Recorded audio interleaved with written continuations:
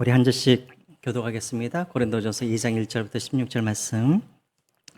형제들아, 내가 너희에게 나아가 하나님의 증거를 전할 때에 말과 지혜의 아름다운 것으로 아니하였나니 내가 너희 중에서 예수 그리스도와 그가 십자가에 못 박히신 것 외에는 아무것도 알지 아니하기로 작정하였음이라.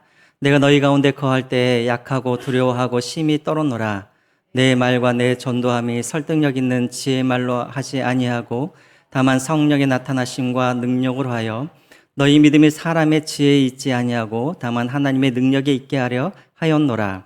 그러나 우리가 온전한 자 중에서는 지혜를 말하노니 이는 이 세상의 지혜가 아니요 또 이 세상에서 없어질 통치자들의 지혜도 아니요 오직 은밀한 가운데 있는 하나님의 지혜를 말하는 것으로서 곧 감춰졌던 것인데 하나님이 우리의 영광을 위하여 만세 전에 미리 정하신 것이니라. 이 지혜는 이 세대의 통치자들이 한 사람도 알지 못하였나니 만일 알았더라면 영광의 주를 십자가에 못 박지 아니하였으리라. 기록된 바 하나님의 자기를 사랑하는 자들을 위하여 예비하신 모든 것은 눈으로 보지 못하고 귀로 듣지 못하고 사람의 마음으로 생각하지도 못하였다 함과 같으니라. 오직 하나님의 성령으로 이것을 우리에게 보이셨으니 성령은 모든 것 곧 하나님의 깊은 것까지도 통달하시느니라. 사람의 일을 사람의 속에 있는 영 외에 누가 알리요? 이와 같이 하나님의 일도 하나님의 영 외에는 아무도 알지 못하느니라. 우리가 세상의 영을 받지 아니하고 오직 하나님으로부터 온 영을 받았으니 이는 우리로 하여금 하나님께서 우리에게 은혜로 주신 것을 알게 하려 하심이라. 우리가 이것을 말하거니와 사람의 지혜가 가르친 말로 아니하고 오직 성령께서 가르친 것으로 하니 영적인 일은 영적인 것으로 분별하느니라. 육에 속한 사람은 하나님의 성령의 일들을 받지 아니하나니 이는 그것들이 그에게서는 어리석게 보이며 또 그는 그것들을 알 수도 없나니 그러한 일은 영적으로 분별되기 때문이라. 신령한 자는 모든 것을 판단하나 자기는 아무에게도 판단을 받지 아니하느니라. 누가 주의 마음을 알아서 주를 가르치겠느냐? 그러나 우리가 그리스도의 마음을 가졌느니라. 아멘. 예. 3일째 이렇게 또 만나 뵈서 너무나 반갑습니다. 우리가 지난주 우리가 3주 정도 계속 고린도 교회의 1장을 통하여서 고린도 교회 안에 있는 어떤 문제가 있는지를 우리가 알아보았는데요. 여러분, 고린도 교회는 십자가와 그리고 복음으로 세워진 그런 교회였습니다. 그럼에도 불구하고 우리가 지난번에도 살펴봤듯이 고린도 교회는 4개의 그런 분파로 완전히 이렇게 완전히 나눠져 버렸었죠. 아볼로파니, 게바파니, 그리스도파니, 또 사도 바울의 파니, 이들이 이렇게 나누어진 것은 무엇 때문이라고 그랬습니까? 그들이 정말 복음 안에서 이들이 정말 하나님의 어떤 기준으로 이들이 살았다라면 이렇게 짝짝 나눠지지 않았겠죠. 비록 복음으로 이들이 예수님을 믿긴 하였지만 그러나 이들은 살아갈 때는 그 이후로는 세상의 기준으로 살아갔기 때문에 그렇습니다. 세상의 기준으로 사람을 보니까 아볼로가 더 이렇게 말을 잘하는 것 같고 또 사도 바울이 더 논리적인 것 같고 또 베드로의 그 복음이 더 정통적인 것 같고 그래서 서로가 하나님을 자랑하는 것이 아니라 십자가를 자랑하는 것이 아니라 사람을 그런 기준으로 사람을 자랑하고 사람을 따르다 보니까는 이렇게 교회가 서로 나누어지게 되었던 것이죠. 자, 그래서 이 사도 바울의 해결책은 무엇입니까? 사도 바울의 해결책은 다시 십자가로 돌아가자는 것입니다. 다시 복음으로 돌아가자는 것이죠.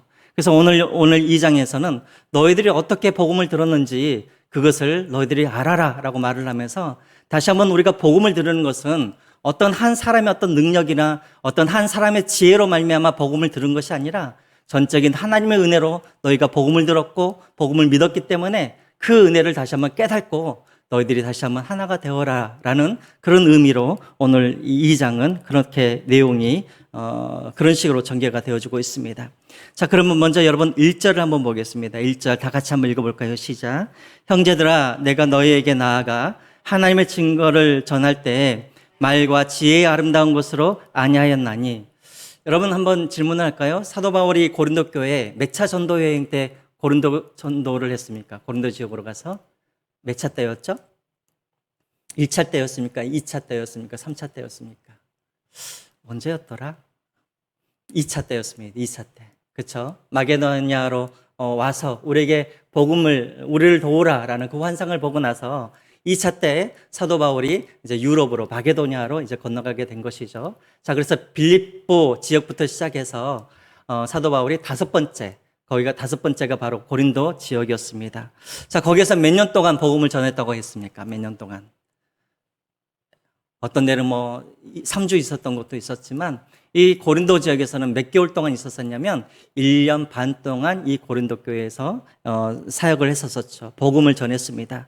자, 그런데 사도 바울은 그것을 기억하면서 내가 1년 반 동안 너희들에게 내가 복음을 전했는데 그때 내가 너희들에게 복음을 전할 때 정말 사람들의 그런 말과 지혜의 아름다운 것으로 내가 너희들에게 복음을 전하지 아니하였다라고 말을 하고 있습니다. 여러분, 여기서 말과 지혜의 아름다운 것 할 때 이 아름다운 것, 이 말은 무슨 뜻이냐면 언어로 다시 해석을 하면은 탁월하다, 뛰어나다 이런 말입니다. 다시 말하면 내가 복음을 전할 때 사람의 그런 어떤 뛰어난 말과 사람들의 그런 탁월한 어떤 지식으로 내가 복음을 전한 것이 아니라 2절에 보면은 나는 오직 십자가와 예수 그리스도만을 너희들에게 전했다라고 그렇게 이야기를 하고 있습니다. 자, 여기에는 여러분 배경이 있습니다. 배경이 어떤 배경이 있냐면 그때 당시 사도 바울이 사역을 하던 그 당시에 그 시대에는 어떤 사람들이 인기가 많았냐면 첫 번째로는 그리스 헬라 철학에 아주 능통한 사람들, 이런 사람들이 인기가 많았고요. 또 두 번째로 어떤 사람이 인기가 많았냐면 그 헬라 철학을 아주 화려한 그런 수사학적으로, 그러니까 수사학이라는 게 여러분 뭐냐면은 화려하게 말을 꾸며서 사람들을 설득하는 그런 능력, 그런 학문, 이게 바로 수사학이거든요. 그러니까는 깊이 있는 그런 그리스 철학과 그리고 화려한 그런 수사학으로 사람들에게 말을 잘하는 사람들이 그때 당시에 아주 존경받고 아주 인기가 많았던 사람들이었습니다. 자, 이런 사람들은 도시마다 이렇게 돌아다니면서 무엇을 했냐면 자신들의 철학을 갖다가 이렇게 전달하면서 각 도시마다 자신들의 제자들을 그렇게 세워놨고 또 그들로부터 무엇을 받았냐면 명예만 얻었을 뿐만 아니라 각종 그런 재물들을 얻게 되었고 또 부자가 되는 그런 방법이었고 또 이렇게 살 수 있는 집들도 이런 사람들을 통하여서 그것을 얻으면서 그렇게 살아갔다라는 것입니다. 자, 그런데 이제 사도 바울이 이 이야기를 하는 이유가 무엇이냐면 여러분 한번 생각을 해보십시오. 사도 바울이 전도를 할 때 사도 바울에게도 가장 필요한 것들이 무엇이었을까요? 아마 잘 수 있는 그런 어떤 집도 필요했을 거고 또 모임을 할 수 있는 그런 건물도 필요했을 거고 또 물질도 많이 필요했겠죠. 그리고 또 사도 바울에게 가장 필요한 게 무엇이었냐면 어찌되었건 내 말을 들어줄 수 있는 그런 많은 사람들이 이 사도 바울에게는 필요했었습니다. 그것을 위해서라면 사도 바울이 어떻게 복음을 전해야 되냐면 사도 바울이 잘 알고 있는 그런 그리스의 그런 철학과 그리고 사도 바울도 이미 배웠던 그런 수사학을 가지고 복음을 전하면 사도 바울도 다른 철학자들처럼 물질도 얻을 수 있었고 또 많은 사람들의 인기도 얻을 수 있었고 복음을 편하게 전할 수 있었다라는 것입니다. 그러함에도 불구하고 사도 바울은 나는 그렇게 다른 철학자들처럼 그렇게 화려한 언변으로 나는 복음을 전하지 아니하였다라고 말을 하고 있어요. 여러분 2절 한번 보겠습니다. 내가 너희 중에서 예수 그리스도와 그가 십자가에 못 박히신 것 외에는 아무것도 알지 아니하기로 작정하였음이라 라고 되어 있습니다. 무슨 말입니까? 나는 화려한 어떤 철학을 가지고 복음을 전한 것이 아니라 복음을 여러 가지 어떤 것으로 꾸민 것이 아니라 나는 오직 십자가와 예수 그리스도만을 내가 전하였다라고 말을 합니다. 그리고 뒤에 보시면 뭐라고 되어 있습니까? 아무것도 알지 아니하기로 작정하였다라고 되어 있죠. 여러분 이 말은 무슨 말이냐면 사도 바울도 그렇게 다른 철학자들처럼 그렇게 복음을 여러 가지 그런 철학으로 이렇게 화려하게 만들어서 그리고 화려한 말로 전할 수 있는 그런 능력이 나도 있었다라는 거예요.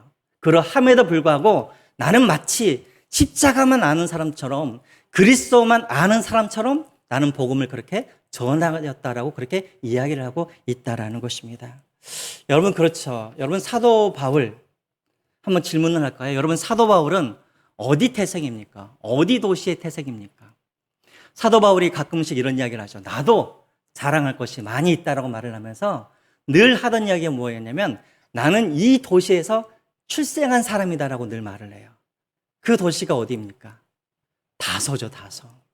여러분, 왜 사도 바울이 그렇게 다소에 대해서 이렇게 강조를 했냐면, 이 다소라는 이 도시가 바로 그때 당시에 헬라 문화라든가 헬라 철학이 가장 발달한 도시가 바로 이 다소라는 도시였어요.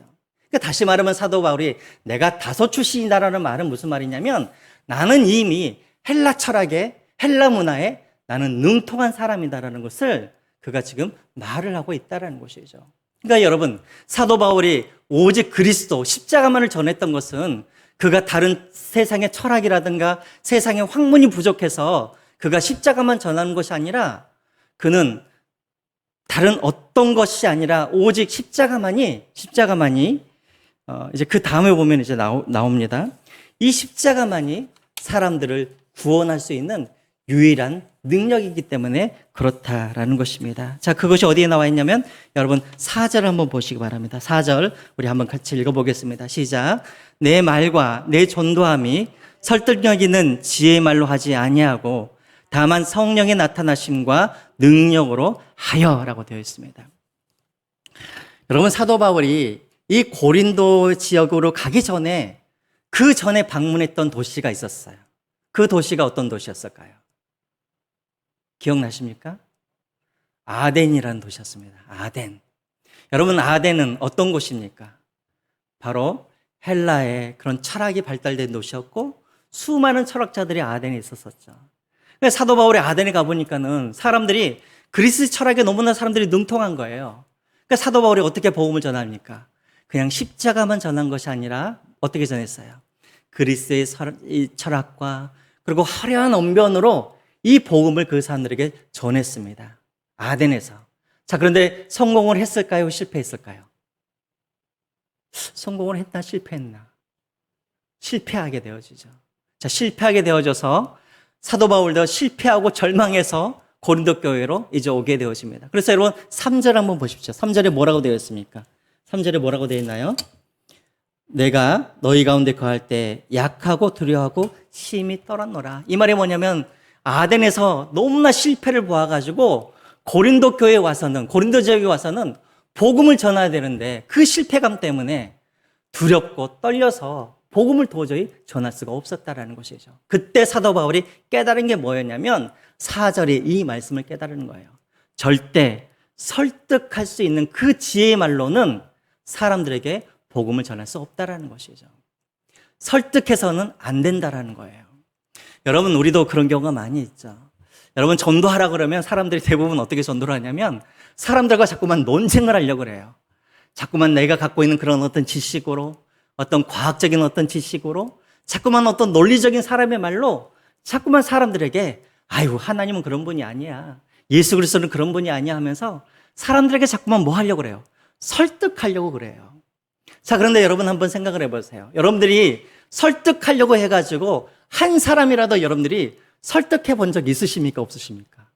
설득이 안 돼요. 설득은 안 되고 항상 뭐만 됩니까? 늘 서로 논쟁만 하다가 싸우다가 그냥 끝나버리게 되어지죠. 복음은 설득이 아닐 거예요. 복음은 무엇인가? 바로 성령님의 능력과 그리고 성령님의 그런 어떤 능력으로 증거되어지는 것이 복음이라는 것입니다. 저도 처음으로 이 해외 단기 선교를 나갈 때가 언제였냐면 제가 1994년도에 제가 처음으로 이렇게 단기 선교를 나갔습니다. 어디로 갔냐면 제가 홍콩으로 갔어요. 홍콩으로. 제가 옛날에 한번 여러분들에게 이야기를 한번 했었던 것 같아요. 그렇죠? 사실은 단기 선교를 가려고 했던 것이 아니라 한 번도 비행기를 타본 적이 없어가지고 비행기를 한번 타보고 해외여행을 한번 가보자 해가지고 제가 그 비행기를 타고 제가 이제 갔었었는데요. 제가 가가지고 이제 복음을 전해야 되는데 홍콩 사람들은 영어랑 중국어 두 가지를 해요. 근데 중국어도 중국어를 하는 게 아니라 다 광동어를 해요. 광동이에요. 광동어. 그러니까 중국어가 아니라. 자, 근데 중국어, 광동어는 할 줄도 모르죠. 영어는 겨우겨우 그냥 뭐 제 소개할 정도로 막 영어를 하죠. 아, 내가 정말 이렇게 비행기 한번 타보러 왔다가 내가 지금 봉변을 나가는구나 하면서 이제 막 나가가지고 이제 전도를 하라 그러니까 어떻게 전도합니까? 제가 그때 처음으로 하나님 앞에 간절히 기도했던 것 같아요. 하나님, 저를 용서해 주시고, 저를 복음의 스피커로, 도구로 사용해 주십시오. 자, 그런데 이상하게도 제가 어떤 정신을 했는지 모르는데, 안 되는 영어로 이제 사형리 있잖아요, 사형리. 사형리를 가지고 사람들한테 이제 하는데요. 정말 놀라운 게 뭐냐면 제가 막 안 되는 영어로 버벅거리면서 이렇게 하는데 정말 많은 사람들이 그 사형리를 듣고 예수님을 영접하고 또 영접해 주는 척 하는 게 아니에요. 왜냐하면 이제 그 사람들과 교회를 연결하기 위해서 전화번호를 달라 그러면 다 전화번호를 저한테 주는 거예요. 그래가지고 그 교회와 연결돼가지고 예수님을 믿는 사람들이 참으로 많이 있었어요. 여러분 보세요. 영어도 잘 못한 사람이 사형리를 가지고 복음을 전했는데 그런 사람들이 예수님을 영접하고 교회와 연결되어서 그렇게 되어지는 것, 이것은 사람의 지혜로 할 수 있는 일이 아니죠. 이건 무엇이 가능합니까? 성령님의 그런 능력으로 가능할 수밖에 없었다는 것을 우리가 알 수가 있는 것이죠. 그 다음에 제가 어디를 가냐면 일본으로 갔어요. 또 일본어도 제가 하나 알 줄 아는 게 아무것도 없잖아요.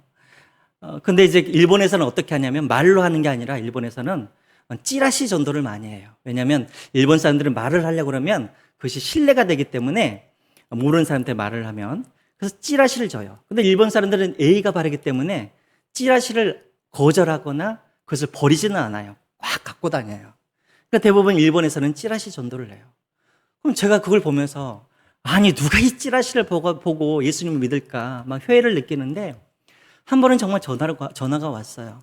아침에 열심히 당신들이 이렇게 찌라시를 나누는 것을 보고 참 마음속에 의아했는데 그 찌라시를 보고 내가 전화를 한다 그러면서 그렇게 전화가 되어가지고 연결된 사람들도 제가 보았어요. 여러분 복음은 우리가 설득하거나 사람의 지혜로 하는 게 복음이 아닌 것 같아요. 복음은 예수님의 성령님의 능력으로 복음을 증거하게 된다라는 것입니다.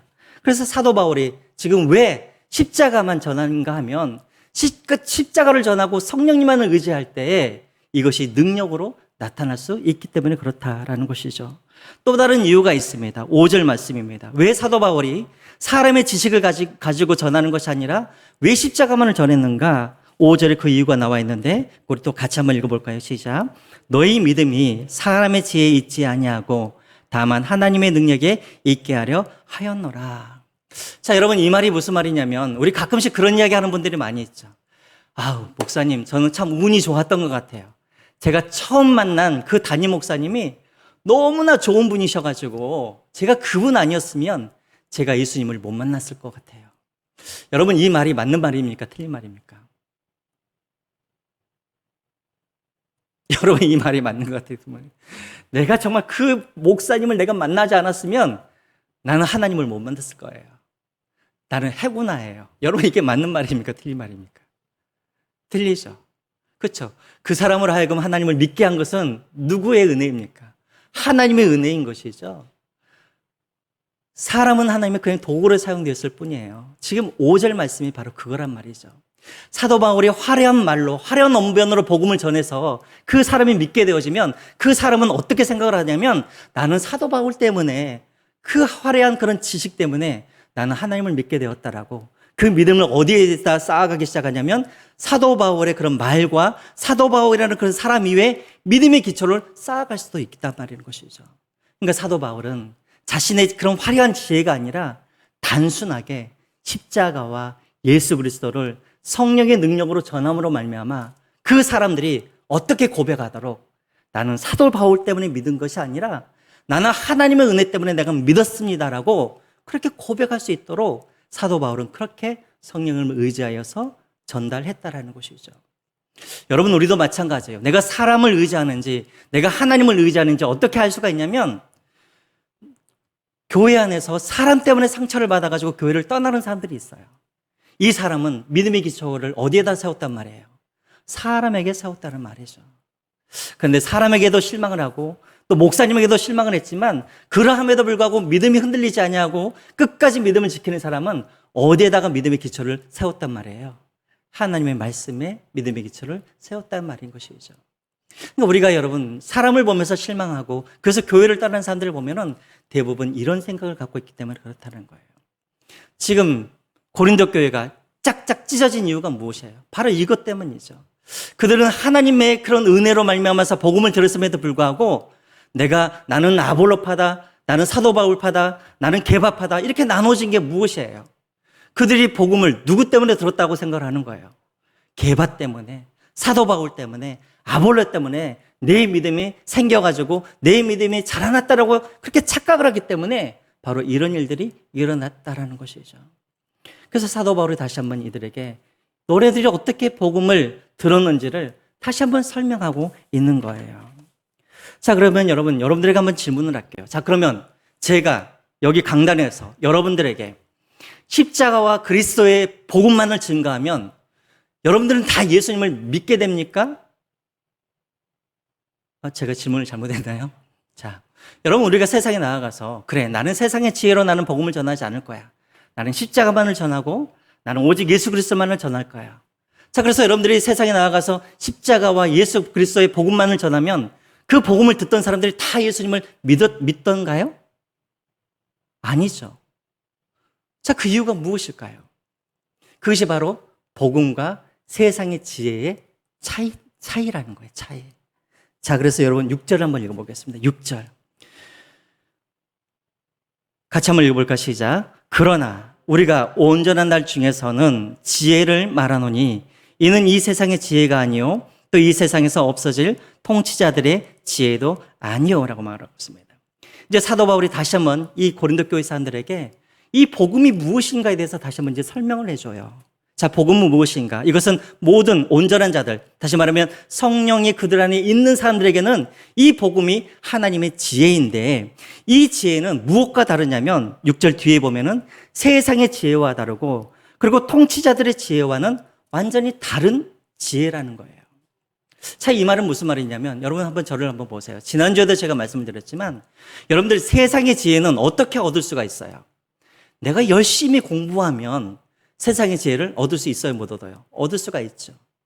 또 내가 좋은 스승을 만나게 되어지면 나는 세상의 지혜를 얻을 수 있어요, 못 얻어요? 세상의 지혜를 얻을 수가 있죠. 또 내가 열심히 토론하고 연구하면 세상의 지혜는 얻어질 수가 있는 거예요. 그렇지만 하나님의 지혜는 그렇게 얻을 수 있어요, 못 얻어요? 하나님의 지혜는 우리가 수고하고 노력하면 얻을 수 있어요, 못 얻어요? 못 얻죠. 제가 지난주에 뭐라고 그랬습니까? 오직 계시로만 우리가 알 수 있다고 말을 했죠.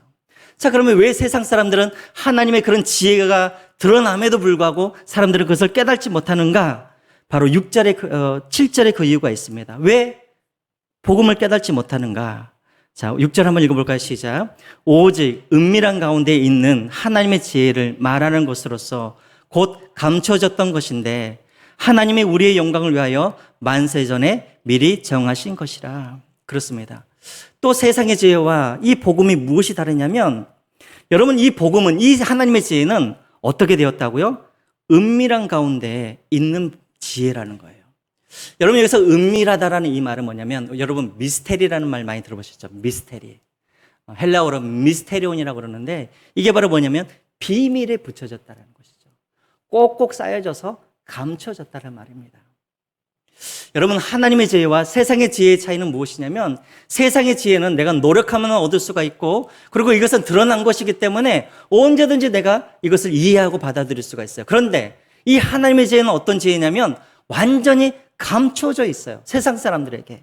그래서 사람들이 노력해도 그것을 알 수가 없다라는 것이죠. 왜? 감춰져 있기 때문에. 그리고 이 하나님의 지혜는 어떤 지혜냐면 사람들이 우연하게 어떤 사람에 의해서 만들어진 그런 지혜가 아니라 여러분 7절 후반절을 보십시오. 하나님이 우리의 영광을 위하여 만세전에 미리 정하신 것이라. 하나님의 지혜, 이 복음은 어떤 복음이냐면 어떤 지혜냐면 사람들이 어떤 조작을 해서 사람들이 갑자기 만들어낸 것이 아니라 만세전에, 다시 말하면 하나님이 창조하기 이전에 하나님이 이 복음을 미리 준비하시고 미리 만들어 놓으시고 하나님께서 그렇게 감추어 놓으신 복음이라는 거예요. 그래서 이것은 아무리 우리가 노력을 해도 이 지혜를 우리가 얻을 수가 없다라는 것입니다. 자, 그래서 여러분 또 8절 한번 보겠습니다. 8절 한번 읽어볼까요? 이 지혜는 이 세대의 총치자들이 한 사람도 알지 못하였나니 만일 알았더라면 영광의 조를 십자가에 못 박지 아니하였으리라. 여러분, 왜 여기서 이 세대의 통치자들이라고 말을 했을까요? 여러분, 옛날에 한 나라의 왕은 어떤 사람입니까? 이 세상의 모든 정보를 다 아는 사람들이죠. 그렇죠? 어렸을 때부터 아주 그냥 그 현자들한테, 그러니까는 똑똑한 사람들한테 어렸을 때부터 왕자로서 교육도 받고 또 늘 그 주변에 지혜로운 사람들이 있었던 사람들인 것이죠. 그러니까 여러분, 옛날에는 가장 똑똑한 사람이 누구였냐면 바로 한 나라를 다스리는 왕이었어요. 왜냐하면 그 주변에는 지혜로운 사람들이 많이 있었기 때문에. 그래서 언제든지 궁금하면은 그 해답을 얻을 수가 있었어요. 그러함에도 불구하고 이 통치자들도 무엇을 알 수는 없었냐면 바로 하나님의 지혜, 이 복음은 알 수가 없었다라는 거예요. 왜? 이것은 감추어져 있었기 때문이라는 것입니다. 만약에 통치자들이 정말 이 복음을 깨달았다라면 8절 뒤의 말씀처럼 영광의 주를 십자가에 못 박지 아니하였으리라 라고 되어 있는 것처럼 그들이 복음을 깨달았다면 예수님을 십자가에 못 박지 않았겠죠. 그들이 정말 복음을 깨달았다면 그들이 예수님을 거절하지 않았을 거예요. 아무리 주변에 많은 지혜자가 있었을지라도 그들은 복음을 깨달을 수가 없었어요. 왜냐하면 그것이 감춰져 있었기 때문에. 여러분, 그 대표적인 사람이 누구예요? 바로 마태복음 2장에 나와 있는 헤롯 왕이죠. 헤롯 왕. 여러분, 헤롯을 한번 보세요. 헤롯한테 누가 찾아왔냐면 동방 박사가 찾아와가지고 유대인의 왕이 여기에서 나셨다라고 그렇게 그에게 말을 해주었음에도 불구하고, 그리고 또 헤롯이 또 어떻게 합니까? 대제사장과 서기관을 불러가지고 또 그 복음에 대해서 물어보게 되어지죠. 메시아에 대해서. 그래서 메시아에 대해서 또 이 대제사장들과 서기관들이 다 알려줘요. 자, 그렇게 알려줬으면 헤롯이 어떻게 해야 됩니까? 정말 메시아가 왔나 보다라고 그것을 깨달아야 되잖아요. 근데 헤롯이 깨달았어요? 못 깨달았어요. 깨달지 못했죠. 어떻게 했습니까? 그가 깨달지 못했기 때문에 오히려 예수님께 경배를 해야 되는데 오히려 2살 이하의 아이들을, 예수님을 죽이기 위해서 2살 아이의 아이들을 다 죽여버리는 그런 일들을 하게 되어지죠. 자, 보세요. 아무리 정보를 듣고 아무리 메시아에 대해서 복음을 듣지만 이 헤롯 왕은 이 하나님, 이 복음을 깨닫지 못했어요. 왜 그래요? 감춰졌기 때문에 그래요. 그래서 9절에 이렇게 말씀을 하고 있어요. 9절을 한번 볼까요? 기록된 바 하나님의 자기를 사랑하는 자들을 위하여 예비하신 모든 것은 눈으로 보지 못하고 귀로 듣지 못하고 사람의 마음으로 생각하지 못하였다 함과 같으니라. 예. 이 복음은 누구를 위한 복음이냐면 하나님의 자기를 사랑하는 자. 다시 말하면 하나님께서 사랑하시고 하나님께서 예비하신 사람들을 위해서 준비하신 복음이기 때문에 그 외의 사람들은 아무리 들어도 아무리 보아도 그것을 깨달을 수가 없다라는 것이죠. 왜 깨달을 수가 없는가? 그 이유가 12절에 또 나와 있습니다. 12절. 우리 한번 12절을 또 같이 한번 읽어보겠습니다. 시작. 우리가 세상의 영을 받지 아니하고, 여기까지입니다. 우리가 세상의 영을 받지 아니하고, 여기서 말하는 우리란 누구냐면 예수님을 믿는 사람들을 말하는 것이죠. 예수님을 믿는 사람들은 세상의 영을 받지 아니하고 무슨 영을 받은 사람들이에요? 성령을 받은 사람들이죠. 자, 그러면 거꾸로 말하면 세상 사람들은 무슨 영을 받은 사람들이에요? 바로 세상의 영을 받은 사람들이라는 거예요. 자, 여기서 말하는 이 세상의 영이라는 게 여러분 어떤 영을 말할까요? 세상의 영. 바로 악한 영, 사단의 영을 말하고 있겠죠. 그러면 사단의 영이, 세상의 영이 우리 안에 들어오면 어떤 일들이 벌어지는가? 고린도후서 4장 4절에 말씀하고 있습니다. 한번 보여주실까요?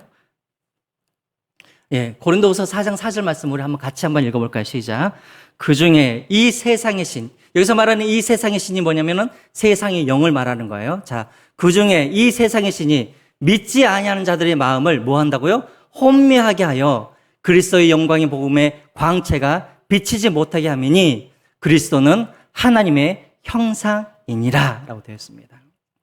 세상의 영이 들어와 있기 때문에 어떻게 돼요? 마음이 혼미하여. 다시 말하면 마음이 혼미하란 말은 무슨 말이냐면 깨닫지 못하게 하여 라는 뜻입니다. 그러니까 사단의 영이, 세상의 영이 우리 안에 사람들이 들어와서 아무리 들어도 아무리 보아도 그것을 깨닫지 못하도록 혼미하게 만들었기 때문에 그들이 복음이 아무리 들어도 그것을 깨닫지 못한다라는 거예요. 자, 여러분 보세요. 하나님께서 복음을 어떻게 감추셨냐면 어떻게 감추세요? 사람들의 마음 가운데 사단의 영이 들어가서 복음을 보아도, 복음을 들어도 그것을 알지 못하고 그것을 깨닫지 못하도록 하나님께서 그렇게 감추셨다라는 것입니다. 이해가 되시죠? 하나님께서 복음을 감추시는 방법은 무엇이냐면 세상 사람들에게 무슨 영이 들어가 있어요? 사단의 영이 들어가서 그것을 깨닫지 못하고 듣지 못하도록 했다는 것이죠. 여러분, 사실은 하나님의 지혜는 감춰진 게 아니었죠. 구약에 보면은 수많은 선지자들이 계속해서 하나님의 그런 어떤 하나님의 지혜, 이 복음, 메시아에 대해서 세상 사람들이 계속해서 선포하였죠. 그럼에도 불구하고 사람들이 그것을 깨달았습니까? 깨닫지 못했다는 것이죠. 왜? 이들 안에 세상의 영이 들어와 있기 때문에. 그래서 철저하게 그 복음이 가려져 있었다라는 것입니다. 자, 그러면 이것은 누구만이 알 수 있는가? 그들 안에 무엇이 있는 사람만이? 성령이 있는 사람만이 이 복음이 깨달아지고 이 복음이 드러나게 되어져 있다는 것입니다. 여러분 10절과 11절 말씀 제가 읽겠습니다. 오직 하나님의 성령으로 이것을 우리에게 보이셨나니 성령은 모든 것 곧 하나님의 깊은 것까지 통달하시느니라. 사람의 일을 사람의 속에 있는 영 외에는 누가 알리요? 이와 같이 하나님의 일도 하나님 영 외에는 아무도 알지 못하느니라 라고 되었습니다. 여러분, 저를 한번 보세요. 여러분, 여러분들의 마음은 누가 제일 잘 알 수 있습니까? 우리 안 집사님의 마음은 누가 제일 잘 알아요? 우리 박 집사님이 제일 잘 아십니까? 아니, 그래, 생각을 좀 하시고 흔들으셔야지. 그럼 애들이 가장 잘 아나요? 누가 제일 잘 아나요? 내가 제일 알죠. 제일 잘 알죠. 하나님이 제일 잘 알고 내가 내 마음을 잘 아는 것이죠. 아무리 제 아내, 남편이 옆에 있어도 내 마음 몰라주죠. 답답하죠. 우리 자식이라 그래서 내 마음 알아주나요? 몰라요. 내 마음은 누가 잘 아냐면 내 마음은 내가 잘 아는 거예요. 자, 그러면 여러분, 하나님의 마음은 누가 제일 잘 알까요? 바로 하나님이 가장 잘 아시는 것이죠. 다시 말하면 성부 하나님의 마음은 누가 제일 잘 아냐면 성자 하나님, 성령 하나님, 이 하나님이 가장 잘 아는 것이죠. 어느 정도까지 아냐면 여러분 10절을 보십시오. 10절 제일 뒤에 보면은 하나님의 깊은 것까지도 통달하시느니라 라고 되어 있습니다. 여러분, 여기서 통달하다 이 말은 고대 근동에 누가 많이 쓰는 말이었냐면 세무원들이 많이 쓰는 말이었어요. 세무원들이. 세관원들이. 여러분들, 세관원들이 이렇게 물건들이 들어왔을 때 여러분 대충 볼까요? 아니죠. 막 샅샅이 막 뒤져보겠죠. 세관원들이. 자, 여기서 통달하다는 말은 무슨 말이냐면 샅샅이 뒤져서 아는 것이 바로 통달하다는 말입니다. 우리 성령 하나님은 우리 하나님에 대해서 어느 정도 알고 있냐면 샅샅이 뒤져서 알 정도로 그렇게 모든 것을 다 아시는 하나님이라는 것이죠. 그래서 여러분 로마서 8장 27절에 보면은 하나님이 사람들의 마음을 감찰하신다 할 때 그 감찰하시다는 그 단어와 이 말이 똑같은 말이에요. 하나님도 우리를 어떻게 알고 계시냐면 세관원이 조사하듯이 하나님은 우리의 마음을 샅샅이 우리의 마음을 아신다라는 그런 뜻을 가지고 있습니다. 이렇게 여러분, 하나님은 우리의 마음을 알고 계시기 때문에, 성령님은 하나님의 마음을 그렇게 알고 계시기 때문에 이 성령님이 우리 안에 들어오셔야 우리도 무엇을 알 수가 있어요? 하나님의 마음, 하나님의 계획을 알 수가 있다는 것입니다. 자, 그래서 여러분, 12절부터 보시면 성령님이 우리 안에 들어오시면 어떤 일들이 일어나는가에 대해서 이제 말을 하고 있습니다. 12절입니다. 제가 읽겠습니다. 우리가 세상의 영을 받지 아니하고 오직 하나님으로부터 온 영을 받았으니 이는 우리로 하여금 하나님께서 우리에게 은혜로 주신 것들을 알게 하려 하심이라 라고 되어 있습니다. 여기서 우리에게 은혜로 주신 것 할 때 은혜라는 이 단어는 원래 원어 성경으로 보면 뭐냐면 선물이에요. 선물. 그러니까 성령님이 우리 안에 들어오시면 하나님께서 우리에게 주시는 그 선물이 무엇인지를 우리로 하여금 알게 하신다라고 되어 있어요. 근데 여기서 여러분, 알게 하다라는 이 단어도 이 헬라어 원어 성경으로 보면은 지식으로 알다라는 게 아니라 내가 지식과 내가 감정과 나의 의지로, 다시 말하면 전인격적으로 알도록 그렇게 도와주신다는 말입니다. 무슨 말인지 알겠죠? 다시 말하면 그냥 지식적으로 십자가가 뭐구나, 예수 그리스도가 누구구나 지식적으로 아는 것이 아니라 하나님께서 주신 그 선물에 주신 그 십자가가 나의 십자가로, 그 죽음이 나의 죽음으로, 그 부활이 나의 부활로 여겨지도록 그렇게 성령님이 우리에게 그런 힘을 주신다라는 것입니다. 이게 바로 전인격적으로 우리가 안다라는 그런 의미인 거예요. 무슨 말인지 아시겠죠? 자, 이렇게 성령님이 오시면 이렇게 하나님의 선물을 우리가 받아들이게 되어지고, 그리고 두 번째로 성령님이 오시면 어떻게 되어지는가? 13절입니다. 우리가 이것을 말하거니와 사람의 지혜가 가르치는 말로 아니하고 오직 성령께서 가르치는 것으로 하니 영적인 일은 영적으로 뭐 하느니라? 분별하느니라 라고 되어 있습니다.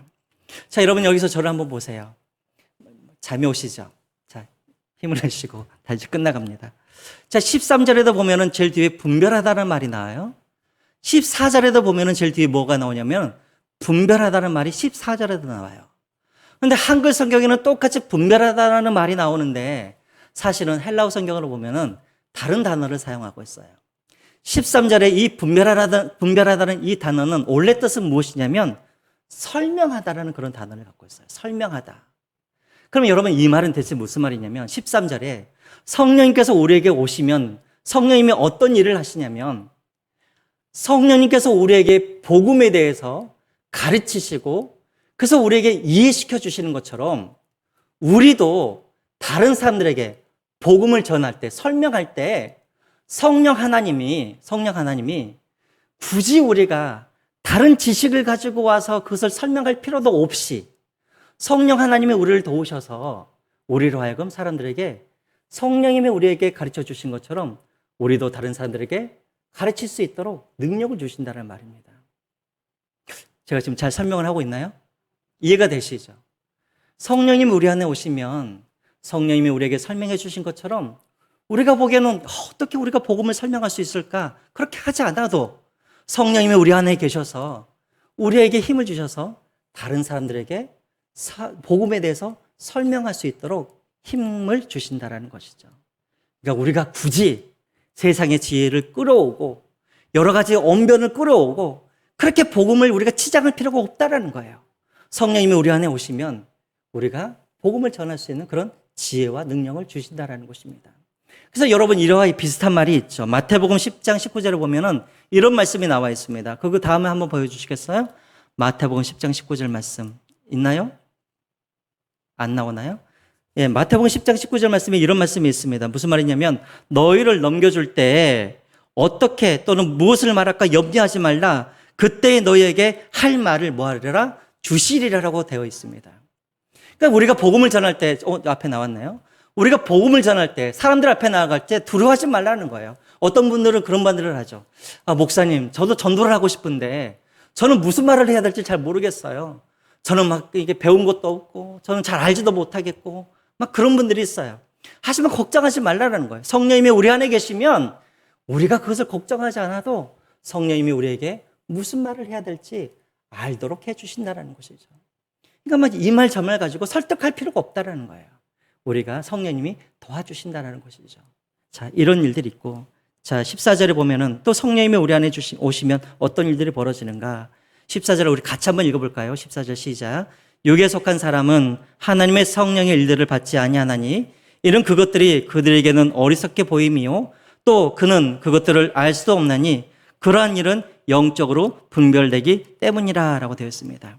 자, 제일 뒤에 보면 분별하다는 이 말은 무슨 말이냐면 이 말은 비교하여서 알다라는 그런 뜻을 가지고 있습니다. 자, 쉽게 말하면 성령님이 우리 안에 오시면 어떤 일들이 벌어지냐면 사람들이 생각하기에는 저거는 미련한 짓이고 어리석은 짓이고 그런 것들이 우리에게는 미련하고 어리석은 것으로 보이는 것이 아니라 그 가치를 우리는 깨닫게 되어진다는 것이죠.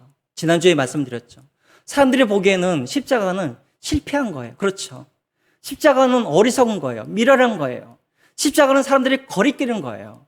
그러나 성령이 우리 안에 들어오시면 우리가 그 십자가의 그런 가치를 깨닫게 되어지고 그 십자가를 나의 구원의 그런 어떤 하나님의 지혜로 능력으로 우리는 받아들이게 되어진다는 것입니다. 자, 그러니까 여러분 이 말은 또 무슨 말이냐면 이거예요, 여러분. 세상 사람들은 이해하지 못해요. 아니 복음을 위해서 사자밥이 되어주고 또 복음을 위해서 자기 생명을 내어주는 것. 사람들은 그것을 어떻게 생각하냐면 미련하고 어리석게 생각한다는 것이죠. 그러나 성령이 우리 안에 들어오시면 우리는 그것이 무슨 의미인지를 우리는 잘 알고 있다는 것이죠. 여러분 보세요. 세상 사람들이 볼 때 이 삭개오 같은 사람은 참 미련한 사람이죠. 왜요? 예수님을 믿고 나서 삭개오는 어떻게 합니까? 자신의 절반을 갖다가 다 가난한 사람들에게 나눠주고 또 자신이 이렇게 뺏은 것들은 뭐 3배로 4배로 갚아주고 세상 사람들은 이것이 참 미련하게 보이는 거예요. 그러나 성령 안에 있는 사람들은 그것이 어떠한 의미인지를 우리는 알고 있다는 것이죠. 성령이 우리 안에 들어오시면 어떻게 보이시는가? 세상 사람들과 우리가 보는 관점들이 틀리게 되어진다는 것입니다. 무슨 말인지 알겠죠? 그래서 15절 이렇게 말을 하고 있습니다. 신령한 자는 모든 것을 판단하나 자기는 아무에게도 판단을 받지 아니하느니라. 자, 이 말은 여러분 쉽게 말하면 무슨 말이냐면 성령이 우리 안에 들어오시면 이제 우리는 세상을 어떤 기준으로 보게 되어지냐면 영적인 기준으로 우리가 세상을 보게 된다는 것입니다. 여러분 저를 한번 보셔요. 이제 곧 있으면 선거가 다가오죠. 대통령 선거가 다가옵니다. 대통령 선거가 다가오면은 내가 좋아하는 사람이 뽑힐 수도 있지만 내가 정말 싫어하는 사람이 뽑힐 수도 있어요. 그럼 세상 사람들은 그것을 보면서 어떻게 말을 하냐면 어떻게 저런 사람이 대통령이 될 수가 있어? 내가 앞으로 5년 동안 내가 어떻게 이런 나라에서 내가 살 수가 있어? 내가 차라리 이민을 가야지. 아마 저 사람이 대통령이 되면 나는 지옥이 될 거야 하면서 막 원망하고 불평할 수가 있는 거예요. 자, 이것은 여러분 세상 사람들이 보는 기준이에요.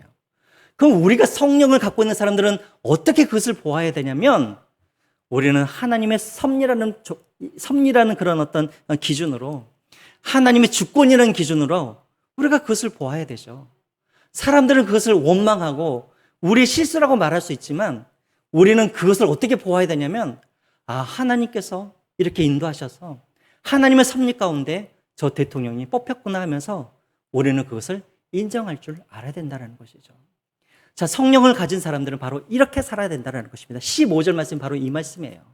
너희들이 살아갈 때 성령의 사람이면 성령의 기준을 가지고 너희들이 살아가라 라고 그렇게 말을 하고 있다는 것입니다. 그래서 여러분 제가 늘 우리 청년들한테 하는 말이 있어요. 너희들은 반드시 예수님 믿는 배우자를 만나라. 제가 늘 말을 해요. 어찌 보면 참 답답한 말이죠. 그렇죠? 너무나 이렇게 배타적인 말인 것 같잖아요. 세상 사람들을 보기에는 아니 살아가면 되지 무슨 꼭 믿는 사람하고 결혼을 해야 되는가. 근데 여러분 이것이 왜 그래요? 지금 이 말을 하고 똑같은 것이에요. 믿는 사람들은 그들 안에 뭐가 있어요? 성령님이 그 안에 계세요. 안 믿는 사람들은 그들 안에 뭐가 있어요? 미안한 말이지만 그들 안에는 악한 영들이 지배하고 있는 거예요. 그러면 여러분 세상을 보는 판단이 다른 것이죠. 세상을 보는 기준이 다른 거예요. 그래서 예수님을 믿는 사람과 예수님을 믿지 않는 부부들이 서로 살아가면 자꾸만 다툼이 일어나는데 그들은 뭐라고 착각을 하냐면 이것이 단순히 성격 문제라고 생각을 해요. 근데 여러분 그것은 성격 문제가 아니에요. 왜냐하면 다른 나라에서 살고 있잖아요. 한 사람은 하나님의 나라에 살고 있고 한 사람은 사단의 나라고 살고 있는데 어떻게 의견이 똑같을 수가 있는 거예요. 그러니까 제가 청년들한테 늘 말을 해요. 결혼하기 전까지 예수님을 믿지 않고 있으면 다시 한번 생각해 보라고 제가 말을 해요. 물론 결혼하면 어쩔 수가 없는 것이죠. 이제 열심히 전도하라고 말을 하는데 그런 거예요. 여러분 결론이 그거예요. 16절 말씀입니다. 16절 같이 한번 읽어볼까요? 시작. 누가 주의 마음을 알아서 주를 가르치겠느냐? 그러나 우리가 그리스도의 마음을 가졌느니라. 여러분 이 세상에 어떤 사람도 하나님의 마음을 알 수 있는 사람은 없는 거예요. 어떤 사람만이 알 수 있냐면 오직 그리스도의 마음. 이 그리스도의 마음은 무슨 말이냐면 성령을 말하는 거예요. 성령, 하나님의 신. 오직 성령이 그들 안에 있는 사람. 그래서 그리스도의 마음을 갖고 있는 사람만이 오직 하나님의 뜻을 알고 하나님의 계획을 알고 그래서 구원을 얻고 그리고 또 그 기준으로 세상을 살아간다는 말입니다. 여러분 사도 바울이 왜 지금까지 이 이야기를 했습니까? 사도 바울이 지금 이 이야기를 하는 이유가 무엇입니까? 그들은 스스로 신령한 자들이라고 그렇게 자랑하는 사람들이에요. 그들은 스스로 그리스도인이라고 그렇게 말을 하고 있는 사람들이에요. 그런데 살아가는 것은 어떻게 살아가요? 성령으로 살아가고 있는 것이 아니라 세상의 기준으로 살아가고 세상의 지혜로 살아가고 그리고 세상의 지혜를 자랑하고 사람을 자랑하고 그렇게 지금 살아가고 있다는 것이죠. 지금 사도 바울이 2장에서 계속해서 말하고 있는 건 무엇이냐면 너희들이 하나님을 믿는 것은 사람의 지혜 때문에 믿는 것이 아니라 하나님의 성령님을 너희들에게 부어주셔서 너희들이 하나님을 믿게 되었고 그렇기 때문에 너희들이 앞으로 살아갈 때도 성령님의 그런 기준으로 영의 기준으로 너희들이 살아가야 할 텐데 어찌하여 사람의 기준으로 살아가고 있고 사람을 자랑하고 사람을 나타내고 사람을 따라가고 왜 그렇게 살아가느냐라고 지금 책망하고 있는 것이죠. 다시 십자가를 보라는 것입니다. 다시 하나님의 은혜를 바라보라는 것입니다. 여러분, 우리도 마찬가지죠.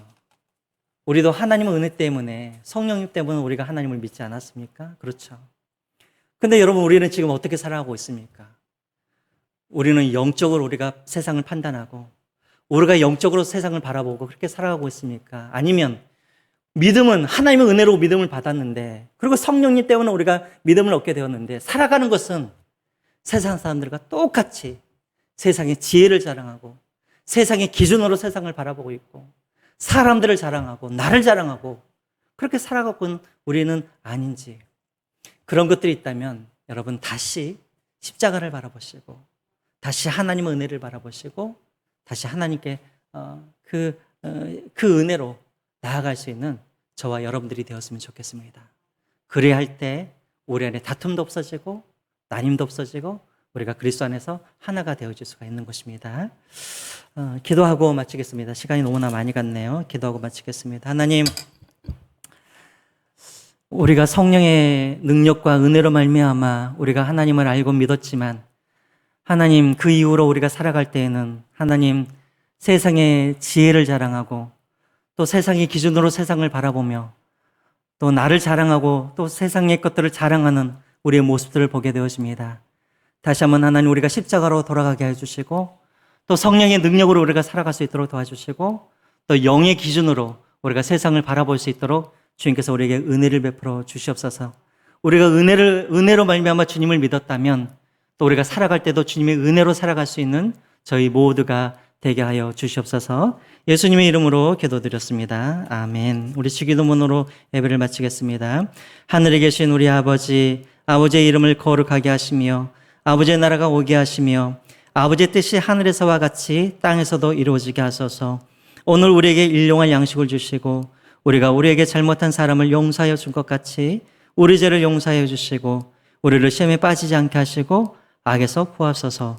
나라와 권능과 영광이 영원히 아버지의 것입니다. 아멘. 예배를 마치겠습니다.